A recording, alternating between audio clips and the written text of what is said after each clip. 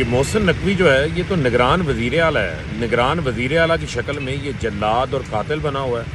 یہ بیٹھ کے دھمکیاں لگا رہا ہے. یہ پولیس کو فری ہینڈ دے دیا اس نے. کیا تم قتل کروانا چاہتے ہو؟ کیا جلیانوالہ باغ کی تاریخ روشن کرنا چاہتے ہو؟ کیا تم جو ہے وہ ماڈل ٹاؤن کی تاریخ دہرانا چاہتے ہو؟ تمہاری حیثیت کیا ہے؟ تم الیکشن کروانے آئے ہو. الیکشن کمیشن کو چاہیے فوری طور کے اوپر اس کو فارغ کرے، ورنہ یہ اس کی ظلم اور بربریت، ذل شاہ کا قتل، اس کا سارا بوجھ الیکشن کمیشن کے اوپر آ رہا ہے. اور وہ پولیس افسران جو اس کے غیر قانونی احکامات پر عمل درآمد کر رہے ہیں، میں ان کو یہ کہنا چاہتا ہوں اس نے چلے جانا ہے. یہ مہینے ڈیڑھ مہینے کا مہمان ہے، یہ کوئی پرماننٹ حکومت نہیں ہے. آپ لوگوں نے سروس میں رہنا ہے نا، تو پھر کل کو اس کا بوجھ بھی آپ لوگوں کو اٹھانا پڑے گا.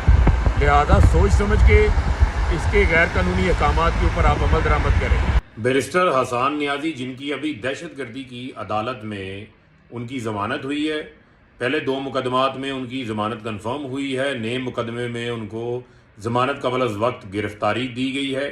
یہ نوشیروان ایس پی جس نے اس دن حملہ کیا تھا، یہ حسان نیازی کو اسلام آباد دہشت گردی کی عدالت کے باہر سے اغوا کر کے لے گیا ہے. یہ وکیلوں کے اوپر جو ہے وہ انہوں نے اٹیک کیا ہے.